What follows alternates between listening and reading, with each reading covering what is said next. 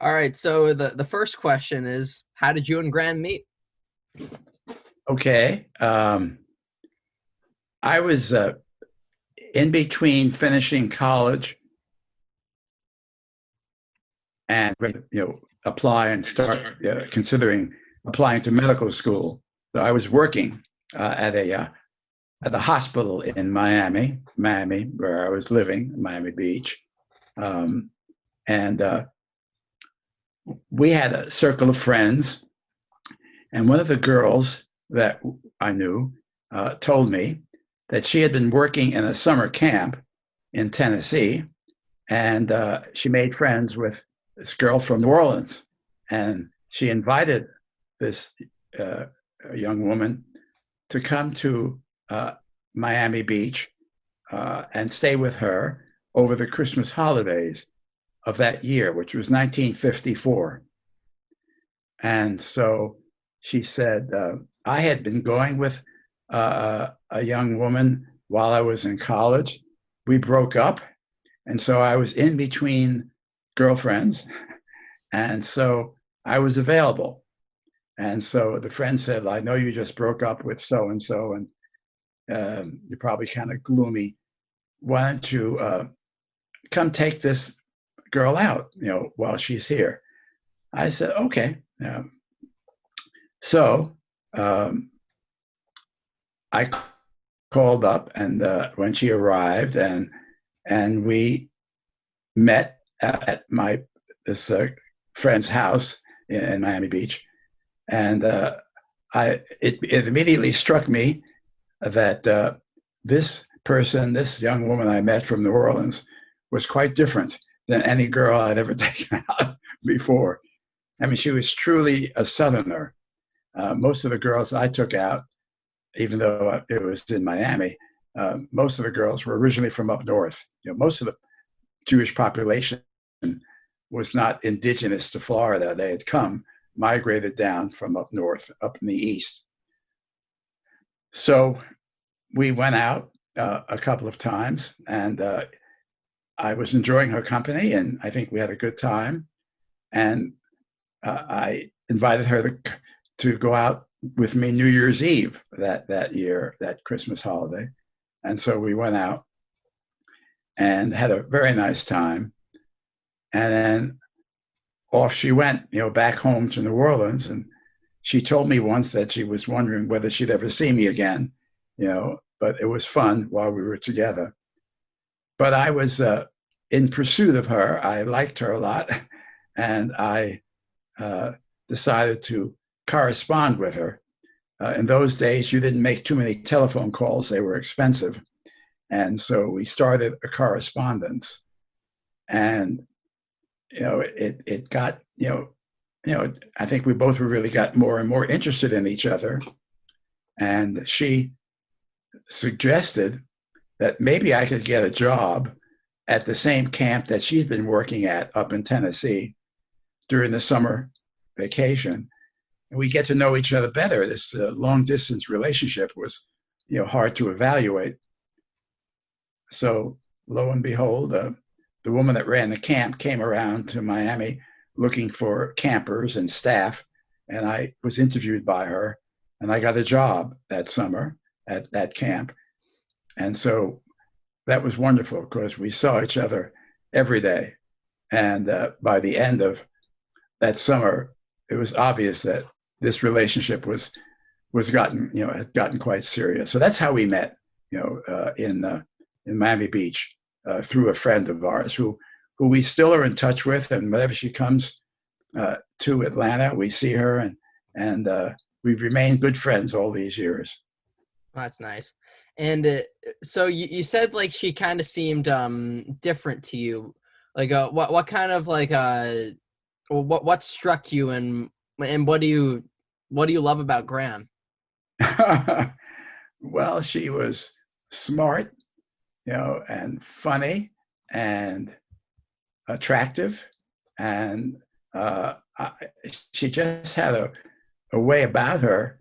It's kind of hard to describe, but Southern women have a different kind of mannerism. They have a slight accent in their voice, and they just have a nice way about them that I found really attractive to me.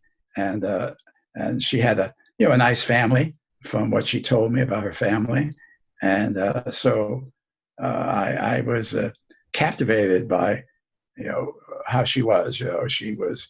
We just had a lot of fun together, and it's kind of hard to describe. She was, a lot of the New York girls were a little sort of tougher in the way they acted, and she was gentle and had just a very sweet Southern way about her. But I've grown to learn that she does have a certain tough quality too that I've noticed over the years. But it was just a different way of approaching life, and just this Southern way of life was sort of a different. It wasn't quite as fast paced as people from New York and the Northeast. Yeah. And so how long did it take well, how old were you when you met? You said like you were in college? Well, yeah, I was about. I guess I was 21, 20, maybe 20, 21. We got married when I was 24 and she was 22. Got it. And what do you remember about your wedding, and also how'd the proposal go, all that stuff? Yes, I remember. I had started to visit her in New Orleans. I would. No one ever flew that much. I drove there from Miami, and so we purchased an engagement ring. I purchased an engagement ring with the help of my mother, and we went to a jeweler that we knew, and so I I took the ring and I wrapped it in a handkerchief, and my mother sewed the ring in the inside front pocket of my trousers to make sure that I wouldn't lose it. She didn't trust me just leaving it in the box, so it was in this. So I drove in the car. She thought maybe if I got robbed, they wouldn't find that ring. So so I presented the ring to her, that weekend that I drove over to New Orleans, and then we set the wedding date, and so her father was not real excited about us getting married. By that time, I'd started medical school, and he wanted me to be finished and out in the practicing and earning a living before I, married his daughter, and that was not a feasible way of doing it, we thought, and but he wanted me to finish medical school. He didn't marry my wife's mother until he was working and older, and so he felt that all men should be like that. They should be able to support, a wife when they marry them. Even though my future was bright, going to become a doctor, he didn't think that was the right thing to do. But Aunt Doris's mother convinced her father that we should get married. So we did get married in New Orleans. And what was your first impression of the Harris family? Well, they were different, quite different than my family, who were all immigrants, from Eastern Europe. Her parents were born in the United States and had a different kind of culture background than my parents. They didn't have an accent like my parents did. Her father was a successful engineer, and she had siblings. And Doris had, two brothers and a sister, and so it was a nice family. They were all very nice to me. Mother was just a lovely, lovely person, very involved in Jewish communal activities in New Orleans, well known through the South for her visits to different communities on behalf of Hadassah and organizations like that. She was very involved in those things. She was a wonderful person who unfortunately died at a, after we'd been married just for a year or so. And but I enjoyed the relationship with the family, but I had difficulty with her father because he was he was a tough man. He was in opposition to us getting married, but we all, we got along after we got married. And so your wedding was in what year? 1957. 57. And well, it was in New Orleans, I presume, right? Yes. And well, what was it like? What do you remember? You've told me the story about the Christmas ornament, but The crystal glass. Yeah, right. Well, the wedding was in their synagogue, and it was an Orthodox synagogue, and I had some family from New York that came down to the wedding. Most of the people there were from New Orleans and family from that area of the South, and we, at the ceremony, the famous story that I've told is that at the end of the ceremony, and the tradition is that you step on the glass and break the glass, and so I stepped on this item which was wrapped in some sort of cloth, and I stepped down and it didn't break, and I was embarrassed, and so I figured, I wonder what's going on here. So I stepped on it a second time. It still didn't break. People were beginning to laugh, and who is this guy that she's marrying? He can't even break the glass, to end the ceremony. I was angry, and I clamped down on that glass as hard as I could. Not only, this is the third time that I stepped on it, not only didn't it break, but it flew out from under the napkin and landed behind, the curtain of the ark. We're up there in the synagogue. Everybody was really laughing by that time. It turned out that the lamp, it was not really a wine glass. It was one of these Christmas lights that they put on. What this is doing in a synagogue, I don't know. Made out of very hard glass, and it was very hard. I finally broke it, of course, by that time, but I was, I think, the laughing stock of the ceremony by that time. So, but anyway, we had a nice reception afterwards and dinner, and we had loaded all the clothing and stuff of Aunt Doris's into the car, and we left on our honeymoon, which consisted of driving over a few days along the Gulf Coast from New Orleans over to Mississippi. We spent the first night in a town called Pascagoula, Mississippi, a lovely little resort, and we spent a couple of days there. And then we drove over to Jacksonville, over to St. Augustine, down the coast of Florida, staying in, motels along the way. And after about 4 or 5 days, we got down to Miami, to the apartment that I had rented.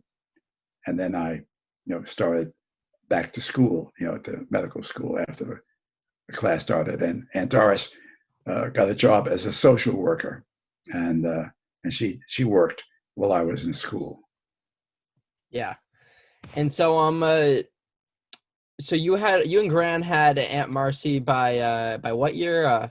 58, 59, right? 59, I think it 59. was. Yeah. So then so by 64 you had your 3 children, including my dad.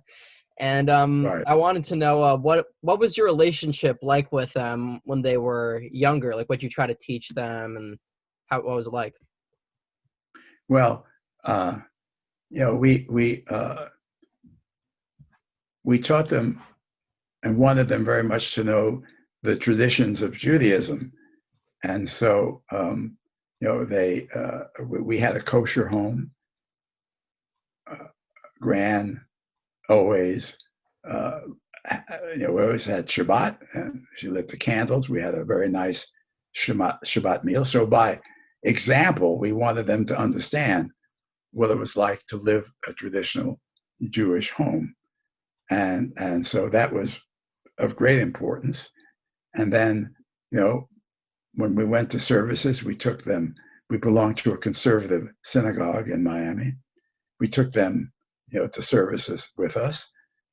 And then when they were old enough, they started, Hebrew school. And so we tried to instill in them,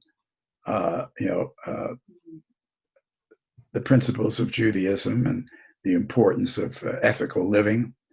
And we did it by living that kind of life ourselves, and hoped that it would be transmitted, to them. And then when they were old enough, they went to Jewish day camps.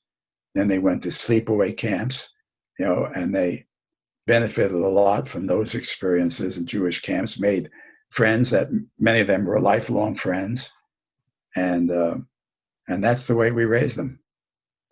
And can you think of any like funny experiences you've had with any of your kids where it's just like, I can't believe they did that, or like, they really messed that up, or I don't know. Is there anything that comes to mind? Well, no. The only thing I can think of, the best example is that your father, who was so interested in the great, and he was a bit older then, but he just was really very interested in that musical group, and had a lot of their records and went to some of their sessions, and that worried us a little bit because we weren't so sure that those were the best kind of people to be associated with. But he finally got away from that. Maybe it took your mother to get him off of that track. I don't know. But as far as when they were younger, really young kids, they were all fine. I can't think of any extraordinary anything that we got very concerned about. They all had their friends. They had, as I said, they had summer camps, and so I think that part of their lives was quite good. Really was. And so once Uncle Alex went off to high school in New York, it was just you, Gran, and my dad. So I was wondering if you could speak to like how kind of the family dynamic shifted where you just had one kid in the house.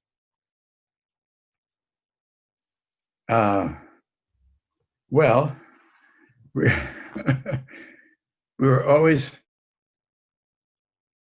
asking Dad to study harder.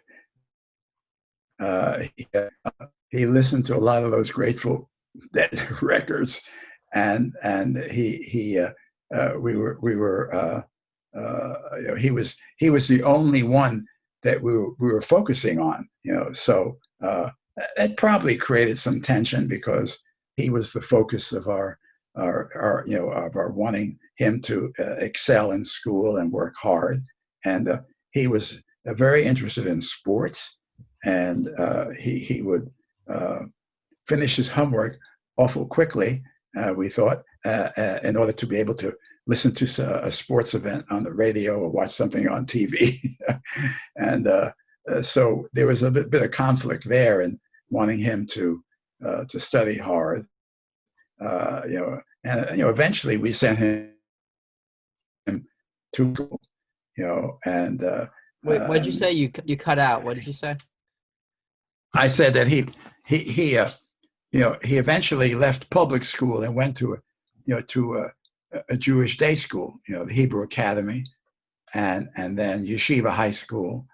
Again, we wanted to give him an intensive Jewish education, along with the secular subject. And so, but I'm not so sure he wanted to do that, but because the schools were very small compared to public schools, but he certainly went, and he did well, in those experiences. I think but he was. You're right. He was there at home by himself, and so. But I can't think of any extremely difficult things that went on, because we were focusing on him. It's just that we were constantly, I guess, after him to work harder than he was working, and so that maybe caused some unhappiness for a while. But Yeah. that's okay. Okay. Moving on. Were you proud to see Aunt Marcy follow in your footsteps and also become a dermatologist? Uh, it was interesting about yes. The answer is yes. I was very happy. I was the story about Marcy's getting interested in dermatology is this. When she was in college and then in medical school, it seems to me that she was interested in psychiatry.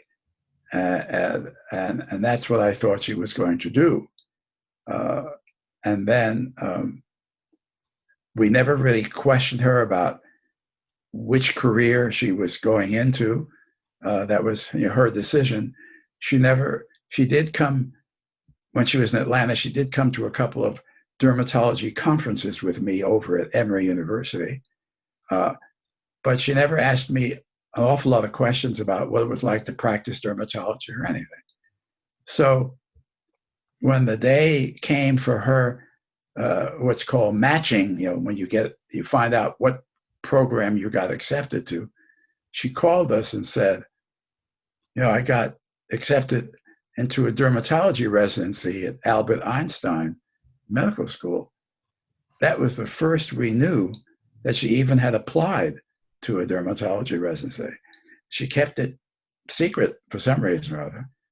And so I was so happy. And she said, well, I'm not sure I'm going to take it. I said, what? It's so hard to get that kind of residency. It's wonderful that you're thinking about that as a career. You know how satisfying it's been to me. And so, she thought about it. And of course, then she went into the field. But I was very, very happy because I think it's been a very productive one for her. I think she's enjoyed her career, and I've been very proud of her achievements. And she's done very well. Yeah. And then in terms of your dermatology and your career, could you explain to me like the different stages of like how you started and how you got to the middle and then like eventually like your retirement? Well, I was unclear what I wanted to do in medicine. I had a classmate whose father-in-law, his wife's father, was a dermatologist in Savannah, Georgia. And in talking to my friend Mike, he told me one day that he was going over to the dermatology department at the University of Miami, where we were in medical school, and he wanted to see about getting a summer job there. He said, why don't you come with me? I said, dermatology, it just doesn't, you don't get an awful, maybe you get one or two lectures from dermatology in medical school. It was always sort of one of the minor specialties, surgery, internal medicine. Those were the more popular ones, obstetrics, gynecology, etc.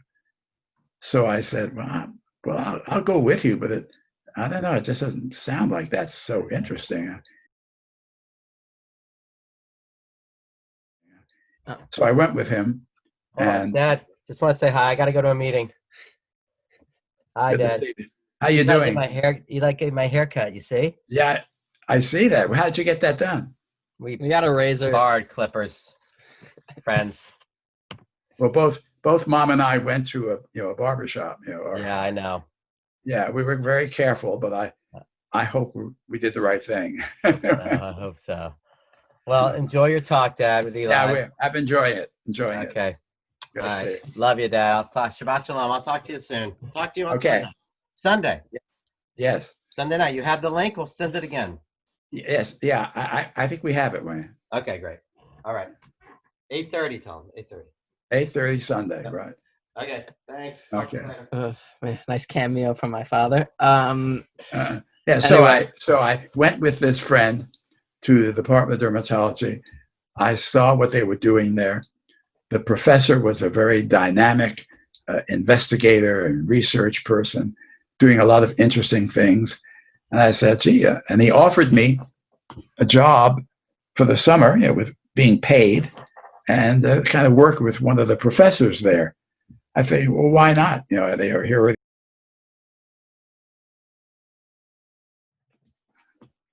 All right, so I got a job with the dermatology department. That fostered my interest in dermatology, and that's eventually, I spent another summer at the dermatology department, and then when I applied for that training program, I was accepted. He knew me, and I'd been around, and so I was very fortunate that I got accepted, and that began my career in this field. And so we left Miami.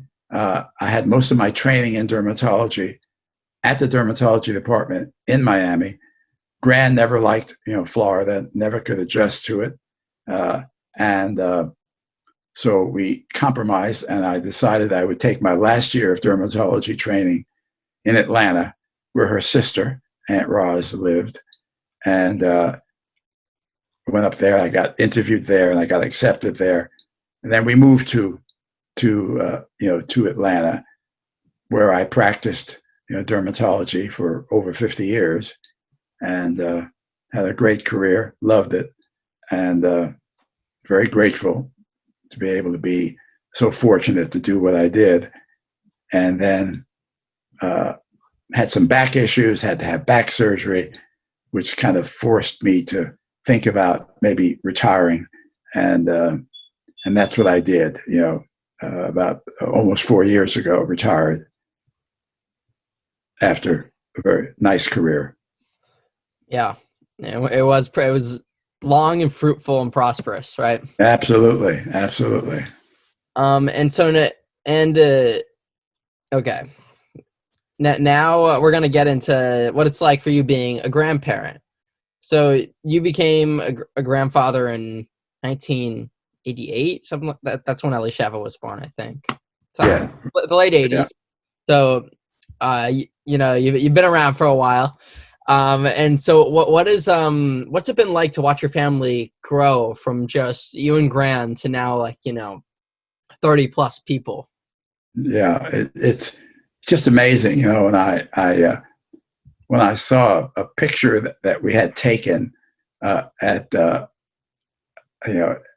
at Marcy's house, where we were all sitting in her living room, and this picture of all of the family at that time, was there, and it just dawned on me that my gosh, this started from a union of two people, to produce a wonderful family, where and what's so important to us is that all the children have had wonderful, Jewish educations. Those who got married Jewish spouses. They've had families, and it's so important to us that the our generations continue to multiply, and we try to produce more Jewish people who are educated, and it'd be great for the future to have as many of these kinds of people out there in the world. And so it's just a wonderful feeling of accomplishment and pleasure, to see the family grow in the way that it has, and it's just amazing to think of our union ending up contributing to this large, wonderful family. So we're very, very grateful. We really are. What would you say is your favorite part about being a father, grandfather, great grandfather? Well, it's just to see, is to see the family line continue, to see the accomplishments of our children, grandchildren, and to see, the fact that, great grandchildren have come into the family, which bodes well for the future. And we know those great grandchildren are going to have a lot of good Jewish background, and so it's just a very satisfying feeling. We really feel very, very grateful. Yeah. Okay. And okay, this is actually going back to something you said on your in our interview from earlier this week. You're talking about segregation when you first encountered it, when you first moved to Florida. Yes. And I was wondering what other experiences did you have of segregation, and what's your view? Oh, well, that one experience, sort of, sobered me, to realize what it was like in the South. Because when I went to grade school in New York, there was a certain number of African American students in my class, not many, but there were some, and I never felt there was anything different about them. Particularly there were students like I was, getting educated. My neighborhood didn't have many African American people living in it, but in the school, I did, associate with many of them. But living in the South, really sobered me up as to what it had been like, for so many generations, and I was, just so opposed to it, and it made us join organizations that were fighting, that sort of segregation, and so we've been active in our lives in promoting, equality for people of other races, and it certainly it's gotten better, but unfortunately racism is still here, and there's signs of it in the highest parts of our government right now. So, but we've been opposed to it, for a very, very long time. And who would you say is your favorite president of your lifetime?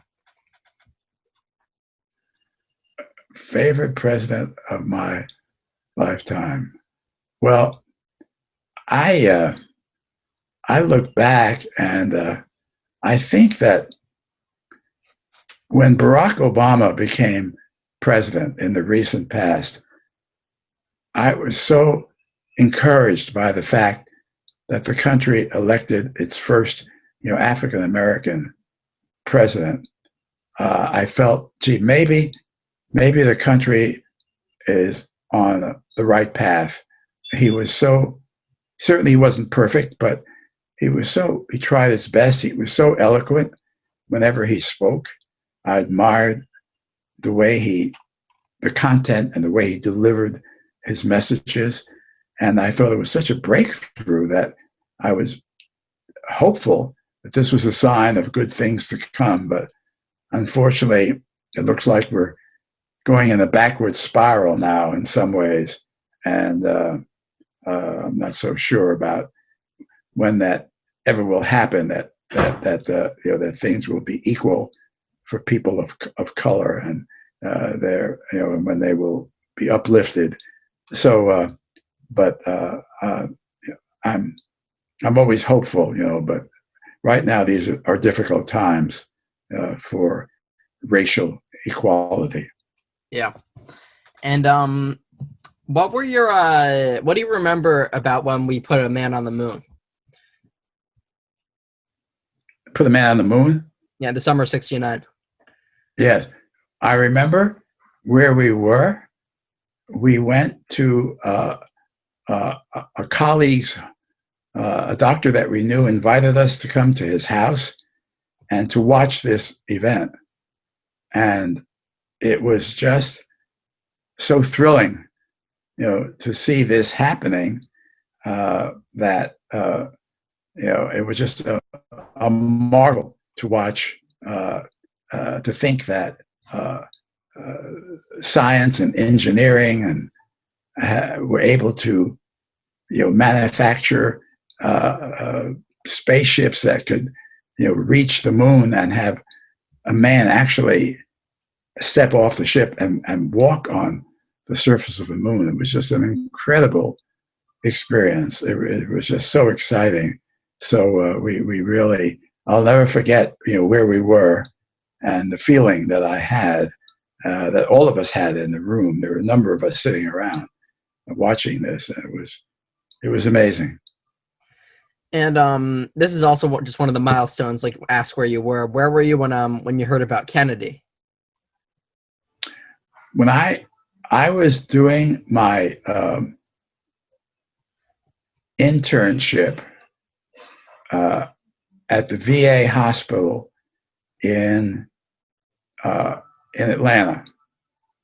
It happened after we were here in Atlanta, and I was walking through the wards, and people had television sets in their rooms, and I heard people like shouting or making comments. So I walked into one of the rooms and said, "Well, what's going on?" And I saw on the TV screen that they were describing, what had happened at his assassination. I was so upset about that I remember watching for a few moments and then having to leave that hospital room. I went into my office and I sat down at the desk and I just put my head in my hands. I remember thinking, my gosh, how could something like this happen? I was just devastated that something like that could happen in this country, because he was a real hero.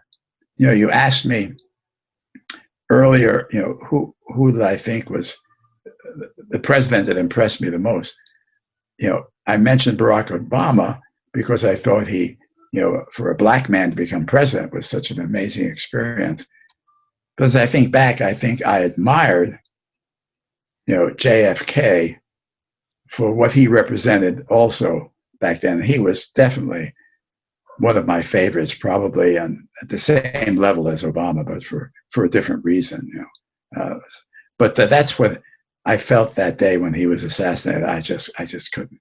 I remember calling up Gran, and she had found out about it. I think she was home, and it was a terrible time. It really was. Yeah.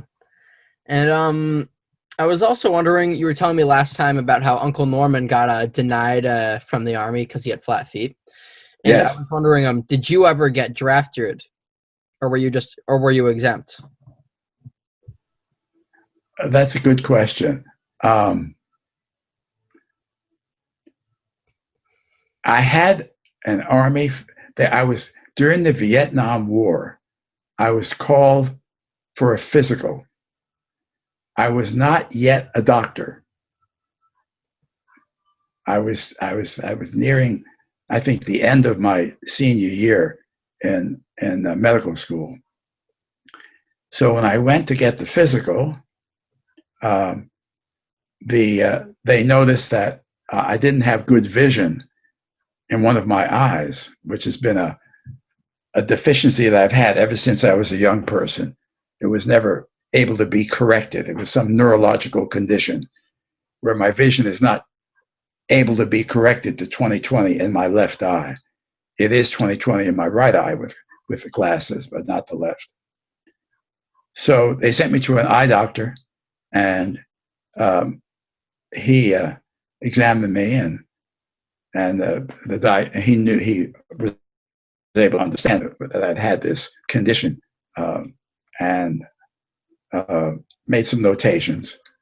And then after a period of time, and I was anticipating that, I'd go in the service, maybe it wouldn't be so bad. It'd be a little bit of a better life. I'd probably go in as an officer, being a physician. I get this notice from the draft board that I was rejected. 4F, it was called. I said, "But this is crazy. How can that be?" Well, they discovered that because there's an Army regulation that if you enlist in the Army and you're just like a regular enlistee, not a doctor or anything like that, you have to be able to have your vision corrected to 20/20 in both eyes. When you become a doctor, it's different. They'll take you, even though you can't get your vision corrected to 20/20 in both eyes. So officially, I was not yet a doctor. So I was 4F. And then I became a doctor. I was never asked to be re-examined or anything like that. And so I never went into service because of that. I've never heard that before. That's really interesting. Yeah, it is. It's very unusual. But I was sure that once I became an MD, they would get me. They were drafting doctors for the Vietnam War, things like that. No. So by just a matter of a few months, I was declared 4F, and I'm not saying it's going in the Army, everything. Yes, but that's the story. And you were never up for being drafted for Korea then? No, I was never.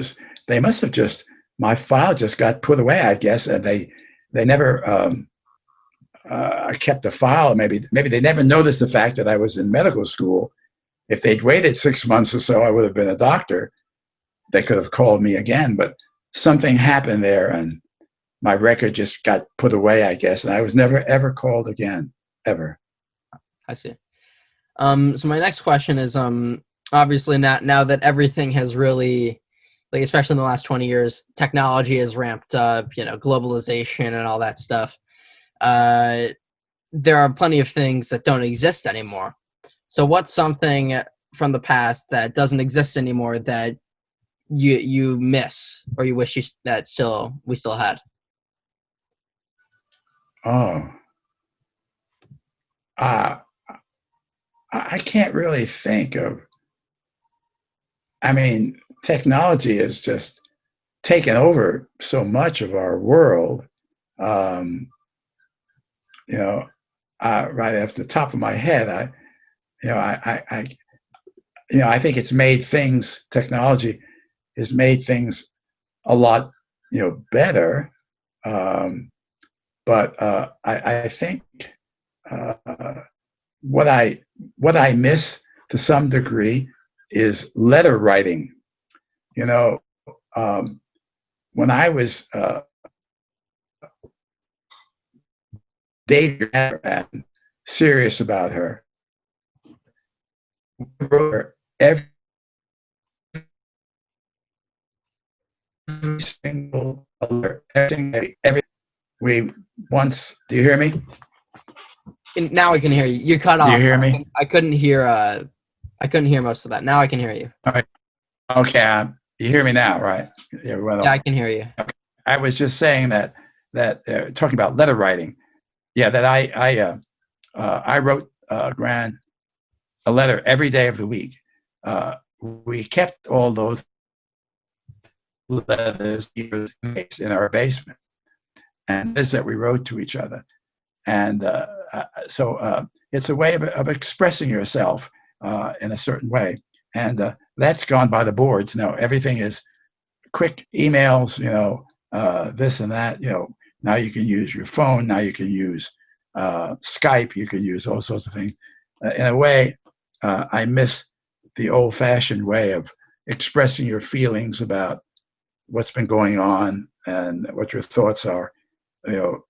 Written down, handwritten, kind of letters. I miss that. But there's been so many wonderful new advances. It's hard to think back about what I miss. I mean, so many of new things are innovative and good, so, and there might be improvement over a lot of things from the past. But I think the art of writing letters is gone, which is in a way too bad. Yeah. I mean, that was a good answer, especially for someone of my generation who hasn't really known anything different. So for the record, if anyone's watching this, 10 years from now, we are in the middle of a pandemic, COVID-19 crisis. So I was wondering, can you equate this situation to anything you've ever anything close in the past? Does anything, can you equate it to anything in the past that you've experienced? Well, no. I mean, there was, of course, there've been other, viral epidemics, SARS. It seemed that didn't much here. What was really horrible was the AIDS, epidemic, that involved a certain segment of the population. And I remember one time seeing a patient in my office who developed, he was in my office to see me because he had developed a peculiar type of skin condition, which consisted of a red mark on his upper arm. He had a couple of these red marks. They were not painful or anything like that. And he was concerned about whether this was a sign of cancer or something like that. So I did what's called a skin biopsy. I took a piece from that, a specimen from that place on his arm. And then when the report came back, it gave the diagnosis, which is called Kaposi's sarcoma, which the report said is now being seen in a certain number of men, especially in the gay community. You need to follow up with this patient. So I called the patient back and I had him come in. I talked to him about this and what they said, and he never told me anything about his background or his past or whether he was gay or not. But it brought home what was happening to a big part of the population, of the gay population. And I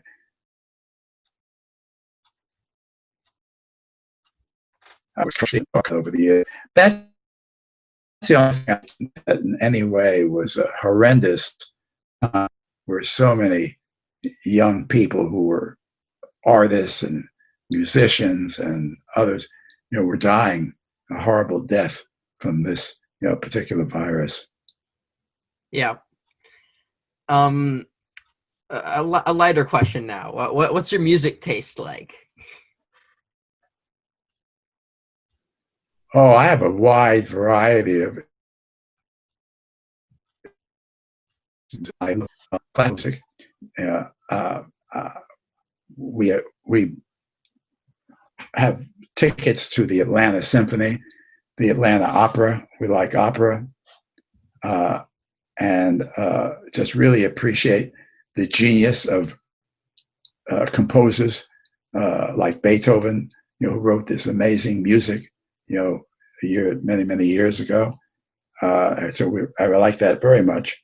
But I also enjoy jazz, not the hip hop type of music that is very prevalent today, but jazz from years ago. People who piano players and other groups that played a variety of jazz, and I've always enjoyed musical theater, show tunes from famous Broadway shows, and so my tastes are very eclectic. I enjoy all sorts of music. I really do. I once was serious about playing the piano and took lessons for a while when I was a youngster. An upright piano in our apartment in New York City, in Queens. I played the accordion for a couple of years when I was in grade school and high school. And then I got interested in other things and went off to college in Miami, moved to Miami, and took piano lessons a little bit again when I was older. But I enjoy all sorts of music. I really do. Yeah. And then like who were like in your view, like the pop stars of when you were younger? Like who was the most famous people?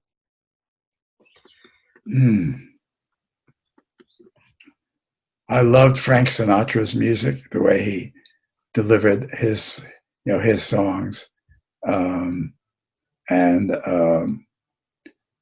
Right now, he's the one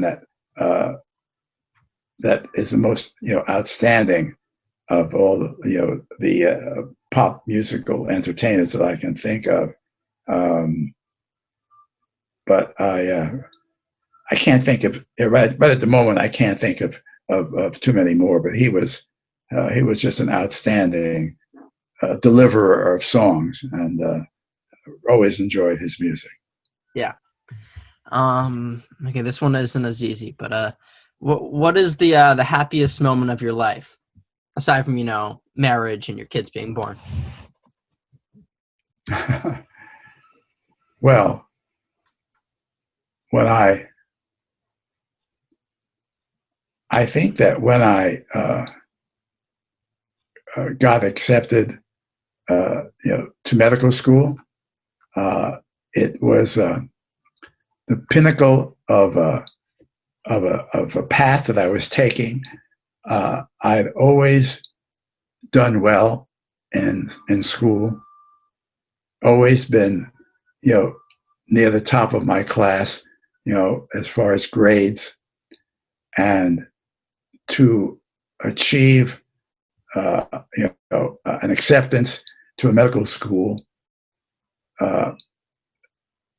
meant that I, at getting good grades and working hard in school, all my efforts were reached, by getting into a career which had such prestige attached to it, such fulfillment, to be able to go in a career where you could be of help to your fellow human beings. It was so exciting to think that I was now headed on that path, of life that I felt that I'd worked hard for, and that since I was able to get into medical school, that meant, that I was, all that effort was worth it, So it was a very gratifying moment when I got accepted, and I knew that my path was now set, for having, a career that would be very, very fulfilling. Yeah. So last time I asked you about I asked you to rank your top 5 favorite trips. This time, what are your favorite family trips? Oh, well, I think that when we, I'm trying to think, one of the outstanding ones, and was for years, was our trips to Cape Cod, where we rented a couple of houses and had a wonderful week of being with the family. Before that time, we would, during the Christmas holidays with our kids, we would drive to areas in the southeast.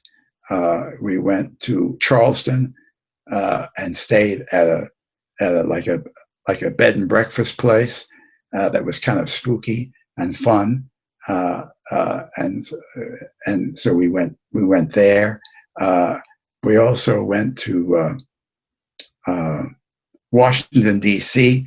with our family. Drove there, went to the White House, stayed nearby in Virginia, and we went to Williamsburg, had a wonderful trip there.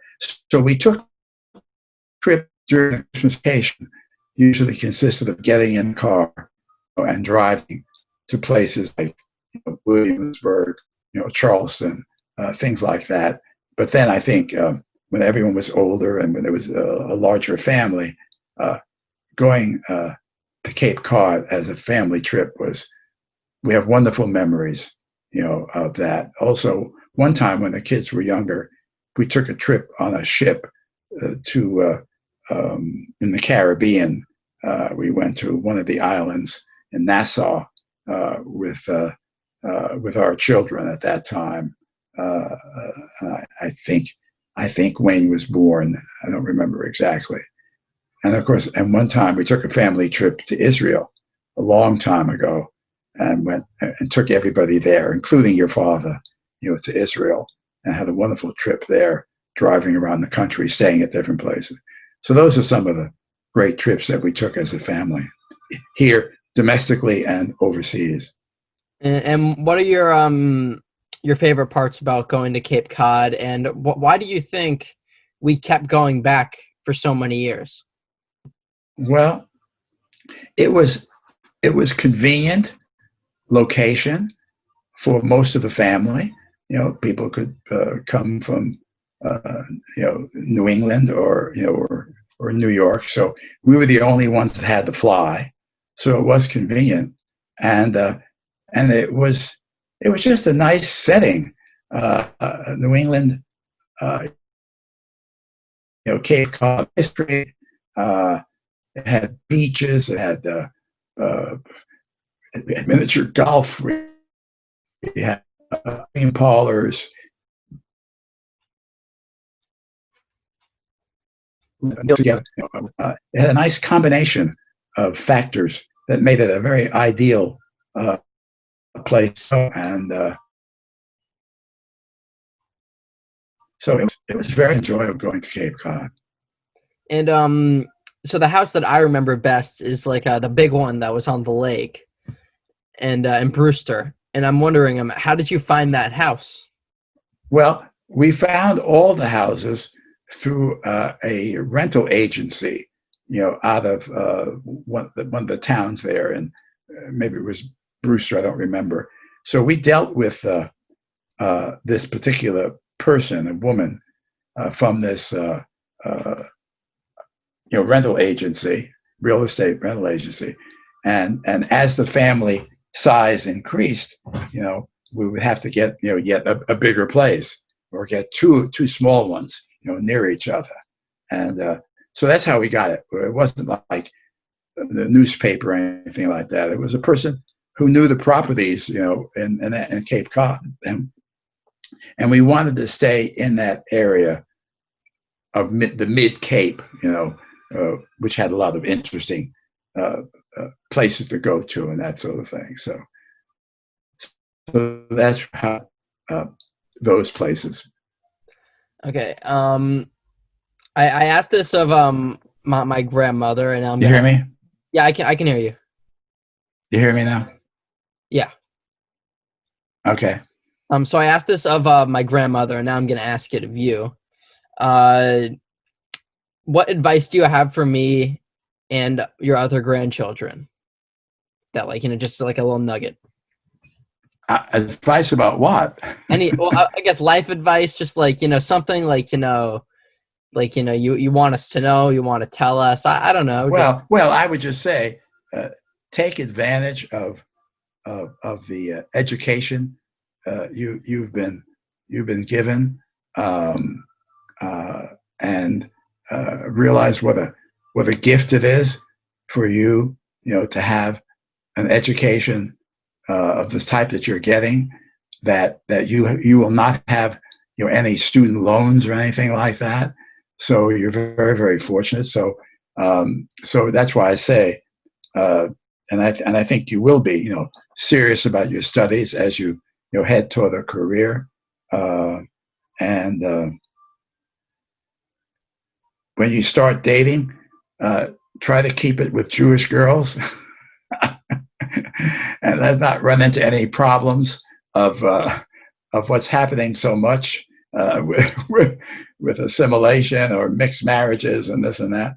It's a lot less complex if you hopefully fall in love with someone with a similar background as yours. It makes for a wonderful life ahead, because that's what Ren and I want. We want the Jewish people to continue. We want our children and grandchildren and great grandchildren, to be Jewish and enjoy that rich heritage that we have, and just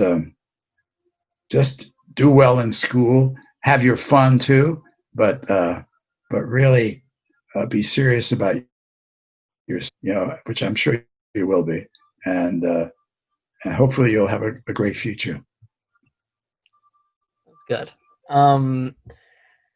This just came to mind, not nearly as deep, but did you go to the '96 Olympics in Atlanta? Yes, we did.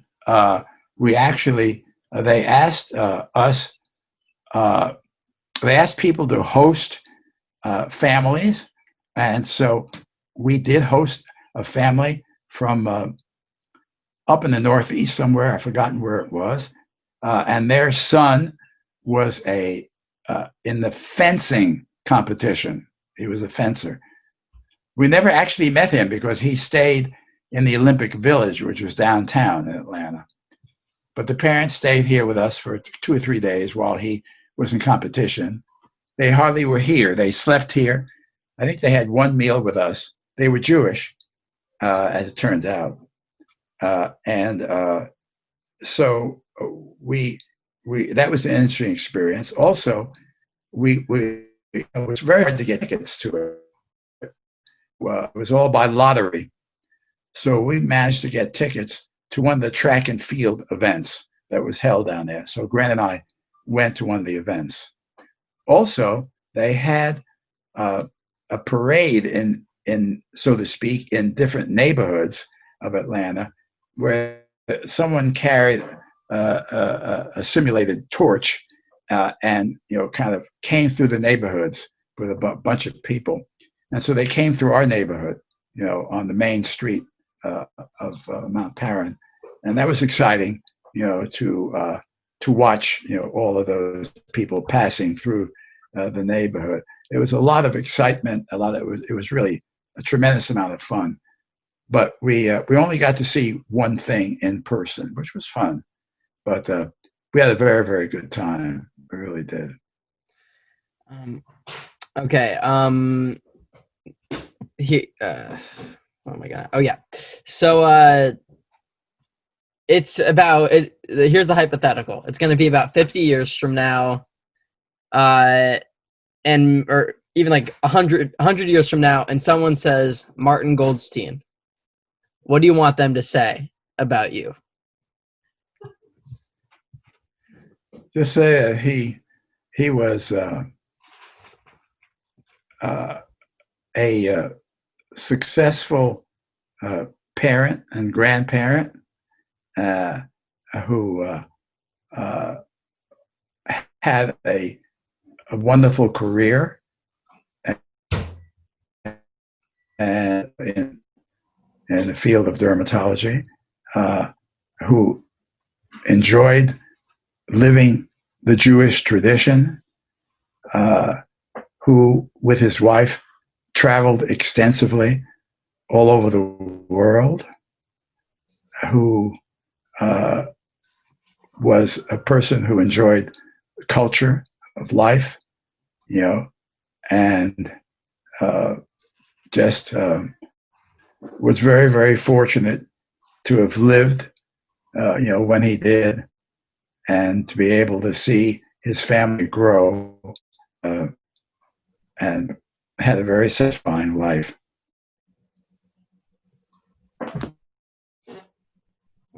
Can you hear me, Grandpa? Hear me yet? Can you hear? Yeah, I can. But where did I lose you? What was I saying? You hear me? I think like it was like 3/4 of the way through your answer. You hear me? Yeah, I can hear you. Do you hear me? Yes. Yeah,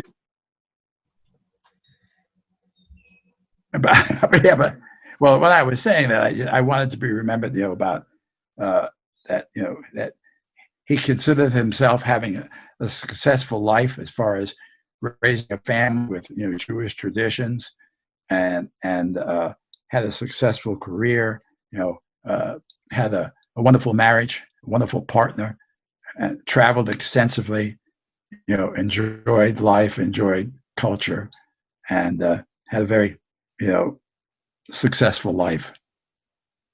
Okay. Again, this one, I think this is going to be my last question, unless my mom's in the kitchen, so I'm going to see if she wants to ask you anything. Okay. So, you and Gran, in my opinion, fall into the couple stereotype of arguing about directions. And so, do you have any stories about being in the car and arguing about directions? I didn't catch all that you said. So would you say it again? I said, you and Gran kind of fall into the stereotype of couples arguing about directions. Oh. So do you have any moments that you can remember? Well, all I can say is that's true. I don't have the best. Your father has a great sense of direction. I do not have a great sense of direction. And so I often thought that when Gran would say, well, this is the neighborhood I think we're supposed to be in. And I would say, it just doesn't look right to me. Well, what do you mean it just doesn't look right? This is definitely the way. And we have had our share of discussions about, going certain places and which is the right direction. And so luckily, you have these devices on cars that will take you to, the right place most of the time. But she has a very good sense of direction. Your father has a very good sense of direction, but I don't. This did bring on a certain amount of conflict in the car. But usually it got resolved, and I was usually the one that was wrong. So I admit it. Mom, do you want to come over and ask anything? Here, come over and say hi anyway. No, there's nothing to interrupt. Come over. Okay. Well, hello. Hello. How are you? Good. This has been kind of fun, working with Eli, and so interesting questions. The last one was when people look back, if they could, 50 years from now or 100 years from now, and they come up with my name, how would you want to be remembered? What kind of a hard question, right? That's a hard question, to answer. So it made me think about my life and what's been accomplished and all that, and so it's a very good question, to answer. Okay. Well, I'm not going to read. He has it recorded. He'll let you. You'll Okay, I'll get to watch it. Yeah. Anything you've always wanted to know about Grandpa? I couldn't remember how you met Mom. Like, did you? It's in the interview. I was fixed up by a mutual friend. I was fixed up by a friend. I'll tell you quickly that she went to summer camp a lot, in Tennessee, and a girlfriend she had at camp lived on Miami Beach, who happened to be part of a group of friends that I had there. So right before the Christmas holidays of 1954, this friend calls me on the phone and says, I have a friend who I've invited to come here from New Orleans for the holidays, her break from college. And so I'd like you to meet her. Okay. And so that's how I met her, you see, through this mutual friend, you see. And eventually, the relationship got serious, most by I was, telling Eli by mail. We wrote each other a lot. Yeah. And then I got a job in that same summer camp one summer, and that's what really, That clinched. kind of made it. That's what did it. We saw each other every day. And then we realized that this was, it was beshert. This was it. Okay. Yeah. Yeah, you doing okay, all of you? Yeah. Yeah. I just started this week doing the telemedicine by Zoom. So there've been a few little glitches today, but nothing horrible. And yeah. So you're out of doing some of that other kitchen work or whatever. Oh yeah, that was just for a couple weeks. That my supervisor is a nut. Like shit. Yeah. But I did more of the inpatient work. I see. I think once I went to HR and complained, she realized. I mean, I didn't complain about working in the kitchen. I complained about how she treated me. I see. And was so unprofessional. Well, I'm glad you're doing what you should be doing. So now I'm doing what I'm supposed to be doing, but I'm not even going to the hospital. I think they're going to open my clinic eventually, but some of my patients still don't want to come in because maybe they have older parents that they live with and they just don't want to expose them. So a lot of people want to continue with the telemedicine. Yeah. I'll tell you, the world has really changed, and it's just going to be an effect that's going to be around for a long, long time. And until they get, a vaccine that really works, we're at risk. We really are at risk. And that's we got to be very, very, very careful. But on a nice note, though, we're looking forward to Sunday. And Jonathan, what's he been doing with himself? What has he been doing? I don't know. What's he doing? He's playing a lot of music. He plays guitar. Oh, he's playing. I'm not sure. He rides his bike a lot. He wakes up late. Oh, so he does get out. He gets out. Yeah, he gets out a lot. Yeah. I saw on Facebook he had a little portrait of himself. With the Muhlenberg seal or Right. Yeah, it was nice. Yeah, that was nice. Yeah, that was very nice. So Wayne told you what we're doing, all the little festivities, right? Yes, and we have the the thing to click on to here. So we'll talk to you on Sunday night. Yeah. Yeah, and tomorrow is another special day. I don't know if you remembered, it's my birthday tomorrow. Your mother-in-law is the one that remembers all those things, but I didn't remember it was your birthday. Yeah, so tomorrow's my birthday, so we're getting together with our friends Monica and Rob, whose anniversary it is, and we're going to take out, and we're going to have a picnic at a distance. Like where? I mean, we're going to go to eat our food, I think, on the grounds of Gann Academy. And have a picnic on a blanket. Yeah. Oh, nice. We didn't forget your birthday. I mean, I forgot for the moment. It was smart. There's a card on the way, so it should be received in the next couple of days. Well, that should be very nice. Be nice for you to do that. I'll tell you, I was treated so nicely last weekend for Mother's Day. I don't know how they can top it with my birthday. What are you saying? Yeah, Jonathan. What? Well, Jonathan wrote us. Well, it started with Eli. He made breakfast of poached eggs with hollandaise sauce. It was great. Yeah. And then they had this. I like to sing, and they had this karaoke. I see. Jonathan played guitar, and they put the words on the television screen, and I got to sing some of my favorite songs. Oh, how nice! It was very fun, like Billy Joel songs, and That's very nice.